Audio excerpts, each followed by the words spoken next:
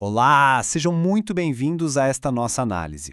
Hoje a gente vai embarcar juntos em uma exploração calma e bem profunda sobre ensinamentos espirituais fascinantes. Sabe, vamos ver como eles funcionam como um verdadeiro mapa para superar aqueles desafios pessoais gigantescos que a vida nos traz. Imagina só a jornada de alguém que caminhou por anos e anos carregando uma mochila absurdamente pesada e, de repente, percebe que pode simplesmente colocá-la no chão.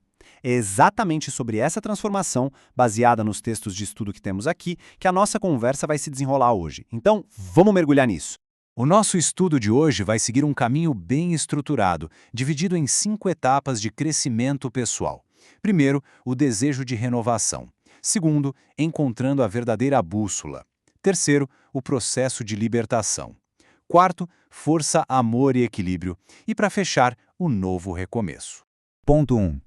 O desejo de renovação. Essa nossa jornada começa reconhecendo uma experiência humana que, vamos ser sinceros, é praticamente universal. Aquela sensação de estar completamente sobrecarregado. O material destaca que existe um anseio muito profundo, inerente em cada um de nós por uma paz de verdade. Sabe aquela paz que vai muito, mas muito além daquelas soluções rápidas que a gente tenta no dia a dia?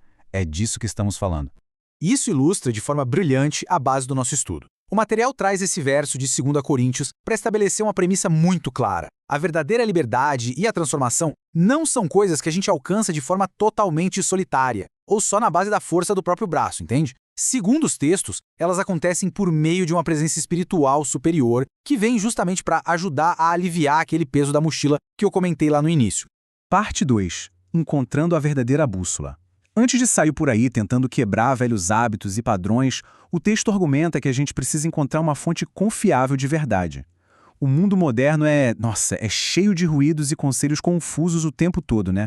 Então, a grande pergunta é, onde a gente encontra a direção certa? O texto original do nosso dia 29 aborda essa busca de uma forma bem incisiva. Nele, as escrituras não são apresentadas apenas como um livro comum, mas sim como uma bússola suprema para a vida. Em tempos onde opiniões rasas estão por toda parte, o material afirma que a revelação divina corta essas falácias contemporâneas, oferecendo o que podemos chamar de um alimento espiritual sólido. O texto do dia 30 expande essa ideia e deixa super claro que encontrar a nossa direção não é sobre aderir a um sistema religioso organizado cheio de regras. Na verdade, é sobre buscar as nossas próprias profundidades. A bússola verdadeira, ela aponta para dentro, sondando o coração humano e conectando a gente a verdades e propósitos muito mais profundos. Parte 3. O processo de libertação. Bom, com a bússola em mãos e a direção clara, a próxima etapa crucial que os estudos propõem é o processo de libertação. Chegou a hora de soltar aquelas amarras pesadas que ainda insistem em prender a gente ao passado. E aqui o material do dia 31 traz um lembrete valiosíssimo. Para quem vive atormentado pela culpa, é absolutamente vital remover esses pensamentos errôneos de condenação. A jornada de superação, segundo o autor, exige caminhar com reverência e graça. É preciso entender que ficar se condenando o tempo todo é um obstáculo gigante para a cura. A gente precisa parar de se acusar para finalmente conseguir avançar. Avançando um pouco para as reflexões do dia 32, o foco se volta para a ação prática. A obra descreve como essa presença divina atua quebrando ativamente as correntes dos nossos erros passados e daquelas mentalidades que só nos prejudicam.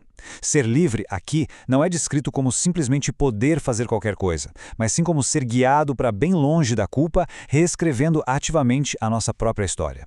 E agora que chegamos a um ponto que, de verdade, é a chave de toda essa jornada: a paciência. Libertar-se do medo e quebrar hábitos que estão profundamente enraizados não é algo que acontece da noite para o dia. Afinal, a nossa própria natureza humana resiste a mudanças bruscas, não é mesmo? É um processo gradual. Exige muita autocompaixão e a compreensão de que cada pequeno passo que a gente dá, por menor que pareça naquele momento, é uma vitória gigantesca no nosso processo de cura interior.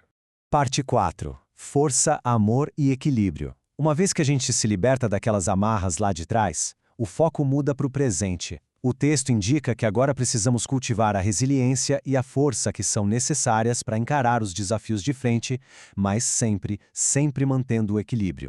A fonte que usamos no dia 33 traz um encorajamento histórico muito interessante para tempos difíceis. O material revela que a nossa resposta aos dias complicados não deve ser o medo. Em vez disso, precisamos estar equipados com poder, amor e moderação. Esse é o trio perfeito apontado para navegar na turbulência: a força para enfrentar o problema, o amor para manter a compaixão e a moderação para a gente sempre agir com sabedoria.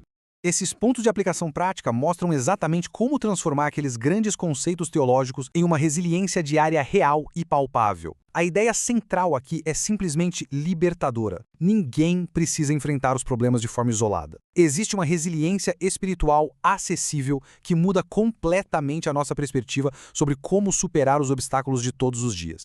Parte 5. O novo recomeço.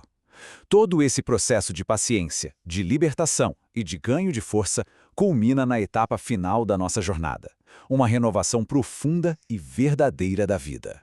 O material usa a história de Nicodemos, lá no dia 34, para provar um ponto fascinante. Ele mostra que posição social, conhecimento e até mesmo as melhores intenções não são suficientes para responder às questões mais profundas do nosso coração.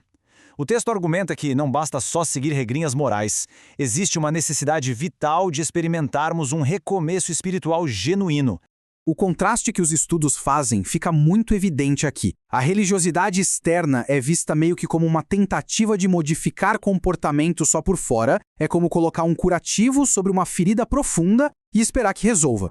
Por outro lado, a transformação interior requer uma mudança orquestrada pela fé, gerando uma maneira totalmente nova de viver e de agir. É uma mudança que vem lá da raiz, da essência, e não só da superfície. O material nos apresenta uma oração muito sincera, que captura exatamente o objetivo final de todo esse processo. Ela reflete aquele anseio por um propósito renovado. Uma vida onde a esperança deixa de ser só uma emoção passageira e se torna uma âncora firme, sustentando a gente depois que as tempestades passam. E revisando todas essas etapas, fica muito claro como os insights diários formam um roteiro incrivelmente prático e poderoso. Quando a gente alinha a bússola, tem a paciência de aceitar a libertação no nosso próprio ritmo, cultiva a força no dia a dia e permite que esse renascimento interno aconteça, percebemos que as ferramentas para superar as grandes lutas da vida e renovar a nossa história estão todas aí, bem ao nosso alcance. E assim, chegamos ao final da nossa análise. O grande convite que esses textos deixam é para um compromisso profundo de perseverança. Sim, os desafios da vida sempre vão ser grandes, não há dúvida, mas as ferramentas para superá-los já foram desenhadas para nós. Então eu deixo essa reflexão final. Diante de tudo que vimos hoje, como a paciência e a fé podem transformar os nossos maiores desafios em grandes oportunidades de recomeço. Muito obrigado por acompanharem essa jornada até aqui e a gente se vê na nossa próxima análise.